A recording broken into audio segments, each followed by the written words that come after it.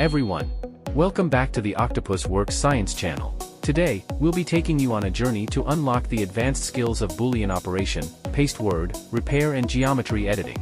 Whether you're a beginner or looking to further your skills, this episode will take you on a journey through 3D design.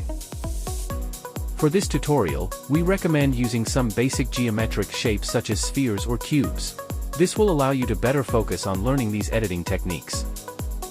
Next, we will go through the steps of these techniques one by one and use real examples to understand their application. Open your model. In order to operate it, you need to use the zoom and move tools to adjust the model to the right position. After clicking on the Boolean operations tool, we can see that there are three options on the right-hand side, namely union, difference, and intersection. What is the difference between these three? Here's a summary of what's going on between the three, and I'll walk you through them one by one next. Click on Union, select the two models separately, and then click on Apply. After moving the Boolean model, you can find that the sphere and cube are combined to form a whole, which is the effect of union. Then, click on the difference set and select the cube and then the sphere. After the Boolean, we can see that the cube has been gouged out by the sphere. That's the beauty of difference sets.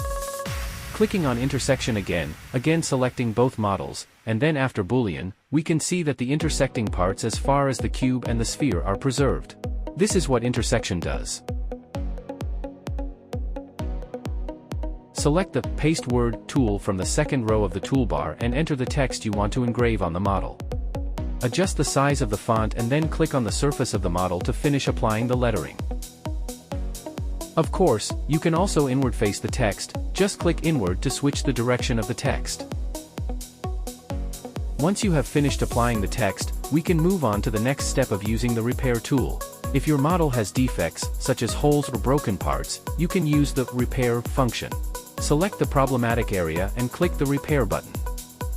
Observe the effect of the repair to make sure that all the problems have been solved. Well, that's all for this installment. I hope these tips will help you handle 3D models more easily. If you have any questions or ideas you'd like to try, please leave them in the comments section and I'll do my best to help. See you in the next installment.